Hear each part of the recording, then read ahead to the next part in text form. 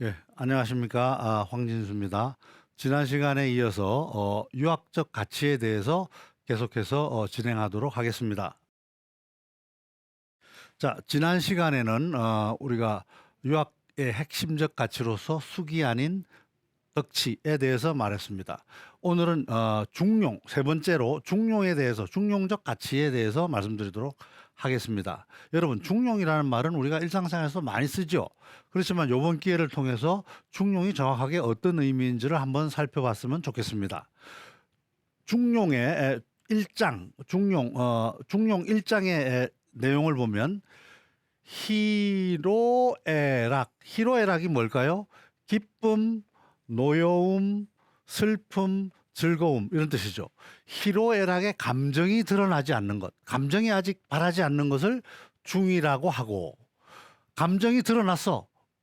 얼굴이 우르락부르락 또는 좋고 나쁜 감정이 드러났어. 근데 모두 그것이 그 감정이 어떤 규범에 딱 들어맞아 절도에 들어맞는 걸 갖다가 화라고 한다. 그래서 중이라고 하는 것을 바로 천하의 근본이라고 얘기하고, 화라고 얘기하는 것은 바로 모든 사람이 적용되는 공통된 도라고 얘기한다. 그래서 중과 화를 지극히 하면 모든 천지 만물이 제자리를 찾게 된다.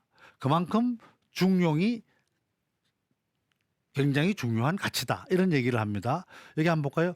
희노애락지 희노애락 감정이 아직 발생하지 않았어. 그때를 위지 중이라고 하고, 발이계의 중절, 발을 발생했는데, 감정이 발생했는데 모두 중절 가운데 딱 들어맞아. 그런 걸 갖다가 화라고 한다. 그래서 중요하자, 중이라고 하는 것은 천하지 대본, 천하의 모든 만물의 근본이 되는 것이고, 화라는 것은 천하지 달도, 어디에 가도 통하는 도가 된다. 치중화, 중화를 이루게 되면 천지는 위언이라, 모두 제자리에 있게 된다. 자, 이게 중용에서 얘기하는 첫 번째 중용에 대한 설명입니다. 다른 사람들은 어떻게 설명했을까요? 한번 보겠습니다. 정의천이라고도 하죠. 정의, 정호, 형제, 우리가 정자라고 얘기합니다.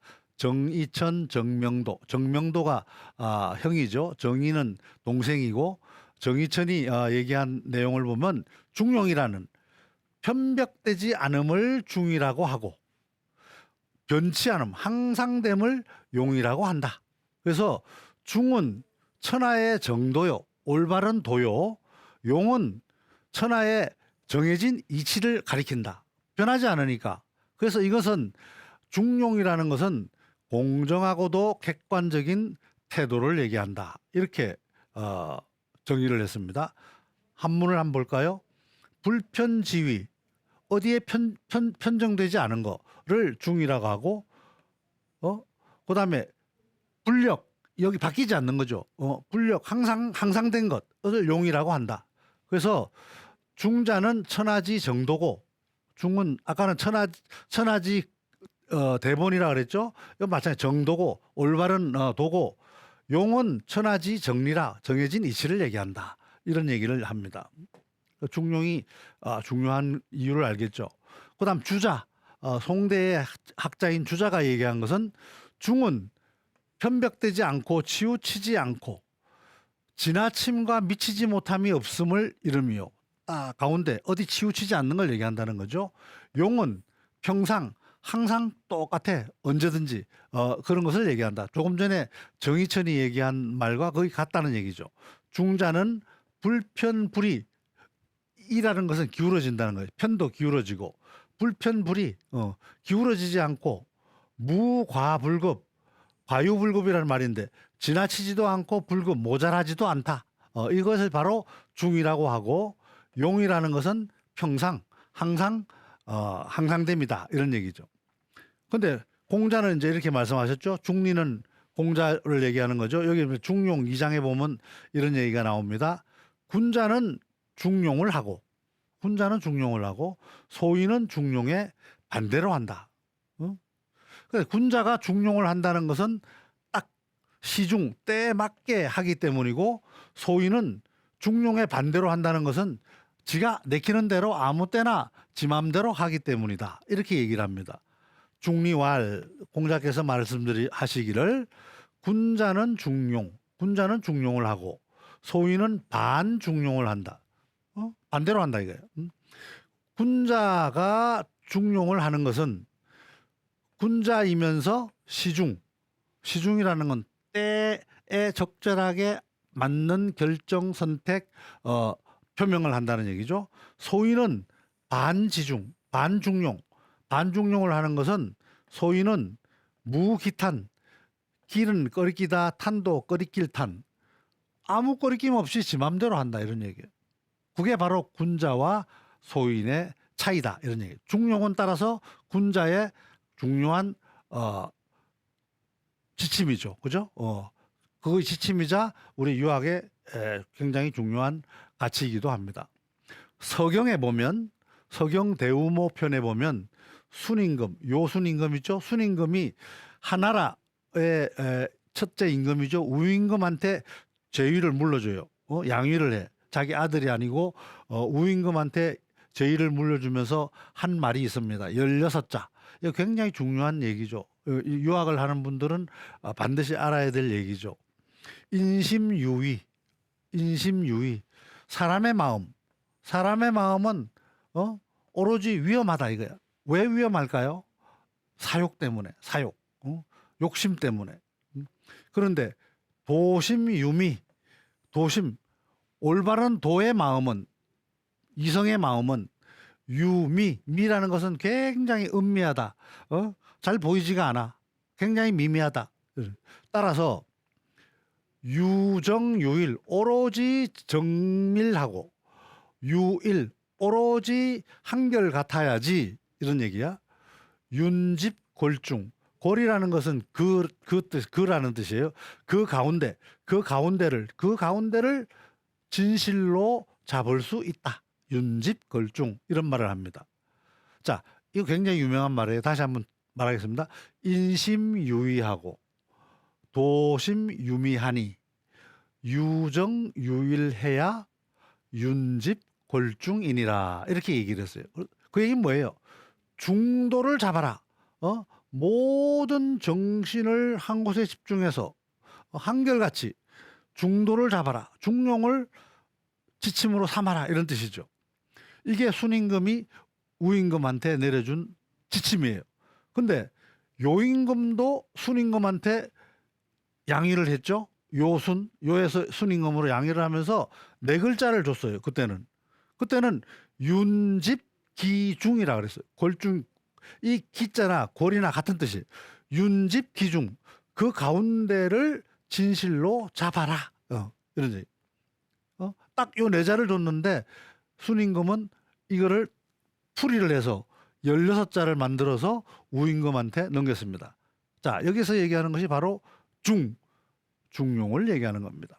따라서 중용의 덕은 유학경영의 핵심 덕목이에요.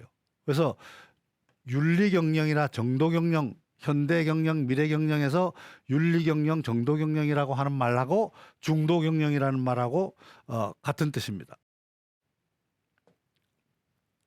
자, 4번째 유학의 가치, 화합. 유학은 항상 화합을 지향합니다. 그죠? 전번에 얘기했죠. 충서, 효제. 충서라는 것은 진실한 마음, 나의 마음을 비로소 남한테 미치는 마음. 효제라는 것은 효도하는 마음, 공손한 마음. 이것이 가장 중요한 기반이라 그랬죠. 그런데 이것은 언제 나옵니까? 주로 자기 아버지나 어머니, 자기 부모한테 또는 형님이나 누님한테 나오는 그런 느낌이에요. 그 이제 가족 공동체로부터 시작해서 세계 공동체로까지 아까 넓혀지는 그러한 개념이 동심원처럼 이렇게 넓혀지듯이 넓혀가는 가치가 유학적 가치라고 얘기했죠. 여기 보면 전번에도 한번 말씀드렸습니다. 참호. 오도 일이 관지하니 나의 도는 하나로 통하니 증자왈. 아니 공자가 이제 말씀드렸죠. 참이라는 것은 여기 증자를 얘기합니다. 오도 일이 관지라. 나의 돈은 하나로 통한다. 그랬더니 증자왈 유 알겠습니다. 그랬더니 나머지 자출 그리고 공자는 나갔어요. 그래서 다른 문인들이 문왈 다른 문인들이 문화생들이 무슨 뜻이야? 그랬지. 그랬더니 하위야 그 무슨 말이에요? 그랬더니 증자가 말하기를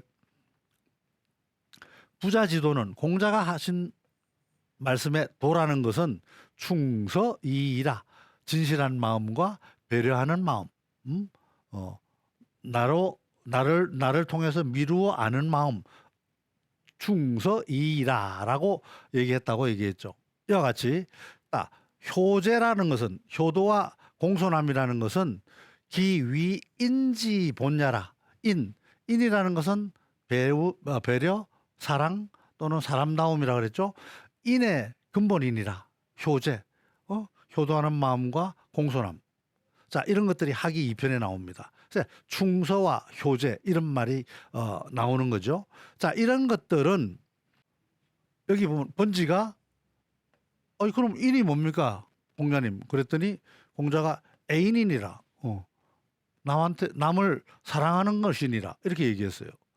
자, 바로 이러한 것들이 남을 사랑한다, 나를 통해서 미루어 짐작한다, 배려한다, 효도한다, 또는 공손하게 한다, 이런 것들이 바로 남을 존중하는 거죠. 존중해야만 공동체가 잘 화합되는 거죠. 자, 이것이 바로 유학경영의 네 번째 핵심 가치가 되겠습니다. 효제는 바로 인의 근본이 되고, 배려함은 충서의 또한 기본이 되고, 충서는 바로 나의 마음을 미루어 남을 헤아리는 마음이니 결국 화합 공동체가 탄생하는 기반이 되는 것이다. 이런 얘기입니다.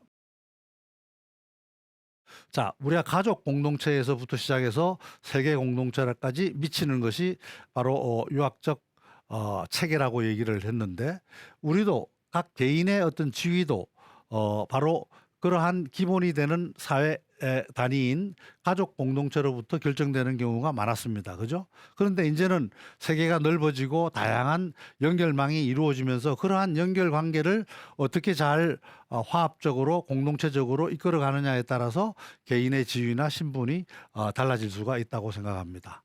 다시 얘기하면 가족 공동체적인 사고가 시대에 따라서 변화돼 가야 된다는 얘기죠.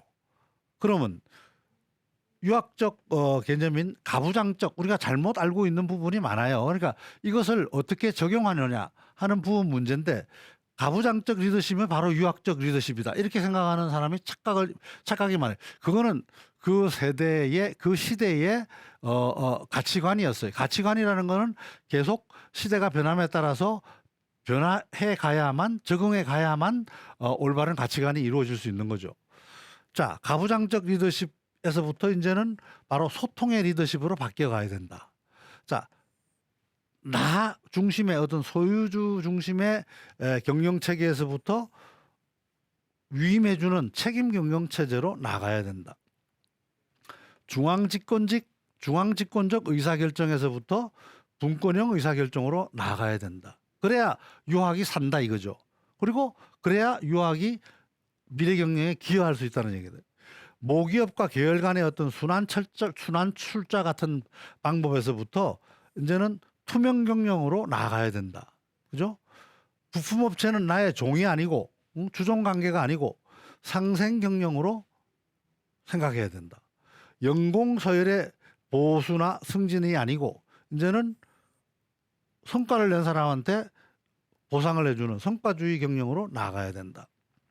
위기 극복을 위한 집단 의식에서 자발적 무조건 해야 되는 게 아니고 자발적 참여를 이끌어내는 방식으로 나아가야 된다. 이런 것들이 바로 유학적 경영에서 우리가 점차 시대에 따라 탈바꿈해 나가야 될 부분들이라고 생각을 합니다. 자, 그래서 유학 경영은 한마디로 얘기하면 관계론적 인간관을 가지고 있습니다. 인의 예지시는 결국은 사람답게 살아가는 도리에 관한 얘기죠. 그죠? 우리가 지금도 인터넷이라든가 SNS라든가 여러분들 아마 직접 친구들이나 지인들을 만나지 않지만 하루도 SNS를 통해서 연결되지 않은 경우가 아마 없을 겁니다. 시공간을 초월하고 지식이 대단위로 공유되고 있고 서로 상호 영향을 미치는 세계를 우리는 살아가고 있습니다. 따라서 이러한 세계 속에서 유학적 가치가 미래 경영 철학에 어떻게 기여할 것이냐 하는 부분들은 방금 얘기한 우리가 유학적 가치 네 가지 크게 중요한 네 가지를 얘기했고 우리가 유학적 도리라고 얘기한 인의 예지신 이런 것들이 바로 이러한 미래 경영 철학을 수립하는 데 있어서 어딘가 기여를 해야만 지속 가능한 경영이 되지 않겠는가 하는 것이 제 생각이고 또 그렇게 되어야 된다고 생각을 합니다. 맹자는 등문공 편에서 이렇게 얘기합니다. 인지유도 사람에게는 도가 있다. 길이 있다는 얘기예요. 어떤 길이냐? 의식주가 해결된 뒤에는 반드시 교육을 시켜서 사람답게 살아갈 수 있어야 된다. 이런 얘기를 해요. 무조건 교육을 시키는 게 유교적인 또는 유학적인 사상을 교육시키는 게 중요한 게 아니라 일단 배부르게 한 다음에 그 다음에는 교육을 예의를 가리키고 그 다음에 도리를 가리키고 그 다음에 살아가는 인간답게 살아가는 방법을 가르쳐야 된다 이렇게 얘기합니다. 그래서 선부후교론을 얘기했어요. 선부후교론이라는 선부 먼저 배불리 한 다음에 후교 다음에 가르쳐야 된다 이런 얘기를 합니다. 자, 우리가 오상이라는 건 5가지 큰 도리라고 얘기했죠. 이게 시대를 거쳐오면서 긍정적인 시각과 부정적인 시각이 있어요. 여러분도 한번 같이 볼까요? 인이라는 것은 사랑 또는 배려 이런 식입니다. 이 좋은적인 측면에서 인이라는 건 화합이라든가 후한 인심이라든가 정으로 얘기를 하지만 부정적 시각인 입장에서는 그건 너무 친한 사람끼리만 돌봐주는 거 아니야? 내 편, 네 편 갈라가지고 친친만 따지는 거 아니야? 그다음에 너무 니네들끼리만 하다 보니까 이건 정실 경영이 되기 쉬워. 그리고 너무 어떤 명확한 기준이 없이 우리 편이니까 우리 사람이니까 이렇게 끌어안는다 그러면 객관성이 부족한 거야. 그렇게 인을 경영해서는 안 돼. 이런 부정적인 시각이. 의라는 것은 좋은 측면에서 정직, 정의, 윤리, 신념 이렇게 얘기를 하지만 부정적인 시각에서는 야, 왜 그래? 융통성이 부족해. 네 생각만 옳은 게 아니야. 이런 너무 각박하지 않아? 한 가지만 고집하지 않아? 다양성은 다른 의견을 왜 포용을 못해? 이런 부정적인 시각도 있죠. 자, 예도 볼까요? 예라는 것은 상호 존중, 겸손, 절제 배려 이렇게 얘기를 하는데 자, 지나치게 너무 격식을 따지는 거 아니야? 그러다 보니까 너무 수직으로 밑사람은 아랫사람한테 무조건 복종해야 되는 수직 문화만 나온 거 아니야? 서열화만 시킨 거 아니야? 이런 부정적인 시각도 있다는 거죠. 자, 지라는 것은 창의, 전문성, 분별, 중용 이런 좋은 측면이 있지만 지라는 것을 너무 강조하다 보면 야, 학벌만 중시하는 거 아니야? 그러다 보면 니네들 뭐 끼리끼리 파벌만 조성하게 되고 지나친 능력주의는 그러면 조금 능력이 모자란 사람은 죽으란 얘기야? 뭐 이런 얘기들 이런 부정적인 시각도 있다는 거죠. 신이라는 것은 진실됨, 일관성, 언행일치를 얘기하지만 이거는 긍정적인 시각에서 보는 거고 신이라는 것은 잘못 오해되면 무조건 충성, 윗사람한테는 충성, 조직에 충성, 그리고 편견, 무조건 믿는 것은 다른 것을 고려하지 않는 이러한 편견도 생길 수 있는 거 아니야? 자, 이런 부정적인 시각도 있는 거죠. 우리가 긍정적으로만 보면은 이런 방금 얘기한 인의 예지신에 대한 시각들이 이런 시각들이 있지만 또 부정적인 측면에서 보라본다 그러면 이러한 시각들도 있다. 그럼 결국 어떻게 됩니까? 긍정적인 시각은 우리가 잘 드러나도록 하고 부정적인 시각은 보완을 해야죠. 그것이 바로 유학적 가치가 미래지향적 가치로서 살아남는 방법이기도 합니다. 그죠? 자, 우리가 피사 여기는 제가 뭐 회사명을 밝히지 않겠습니다. P사에서 유학 가치가 어떻게 왜곡되고 있는지 한번 사례를 한번 살펴보도록 하겠습니다. P사에서 하도 조직적으로 문제가 있어 가지고 혁신 방안으로 자, 우리 서로 부를 때 수평적 호칭을 쓰자. 그다음에 우리가 9시부터 6시까지 또는 야간 이렇게 하지 말고 유연 근무. 왜냐 그러면 아이도 봐야 되고 학원에도 데려다 줘야 되고 아침에 출근도 시켜야 되고 하니까 유연 근무를 해보자. 그 꼭 아내만 집안일을 해야 되냐? 남편들도 애도 봐줘야 되고 하니까 유연 근무를 한번 해보도록 하자. 그다음에 회사의 창의력을 위해서 제한 제도를 한번 운영해 보자. 이렇게 얘기를 했더니 자, 이 유학적 가치를 잘못 오해하고 있는 사람 입장에서의 의견을 볼까요? 수평적 호칭이라 했더니 야, 우리나라는 장유유서 질서가 존중되어야 되는데 어떻게 선배를 매니저님 또는 김아무개님 이렇게 부를 수 있느냐 이런 얘기. 또 부부 유별인데 남자가 할 일, 여자가 할 일 따로 있지. 남자가 가정일 때문에 업무 시간을 빼서 다른 데 쓰다니. 뭐 이런 얘기들. 제한제도는 군자는 조용히 제 할 일이나 하는 거야. 열심히 하지. 지일이나 열심히 하지. 무슨 제한은. 자, 이런 얘기들. 그런데 유학 이란 혁신 방안의 지향 가치는 뭐예요? 위계적 문화보다 수평적 문화를 정착시켜야만 기업 경영에서 창의 혁신적 문화가 안착되는 거죠. 그다음에 유연 근무 환경은 지금 현재 세상에서 일과 가정이 양립이 되어야만 제대로 생활을 할 수 있게 돼 있죠. 그리고 요즘 남녀 구별이 말이나 될 일입니까? 그러니까 이런 것들이 바로 유학적 가치를 왜곡시키면서 권위주의적 또는 왜곡된 조직 문화를 만들어내는 방법이다 이거죠. 그다음에 제한 제도는 바로 주인 의식을 갖기 위해서 반드시 필요한 제도들이죠. 그죠? 자, 이러한 왜곡적 가치를 왜곡된 유학 가치를 바로잡고 변화된 기업 문화, 리더, 개인의 태도를 재정립해야만 혁신 기업으로 성장할 수 있습니다. 그럼 P사의 사례를 볼까요?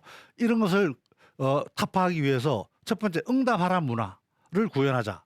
예를 들면 회의 시 조용히 침묵하고 있고 말도 잘 안 하고 다른 사람 상사가 얘기하는 말만 듣고 있는 이런 태도는 바람직스럽지 못하다. 오히려 적극적인 의견을 게시해야 된다는 얘기죠. 유학적인 태도는 과도한 말을 삼가라는 것이지 필요한 말은 반드시 해야 되는 거예요. 그다음에 직위, 나이, 성별을 떠나서 적극적으로 참여하는 것이 예의가 없는 것이 아니다 이런 얘기죠. 예의가 있으려면 물론 말을 순화적으로 해야 되고 자기 의견을 적극적으로 개진하는 그러한 태도가 필요하다 이런 얘기예요.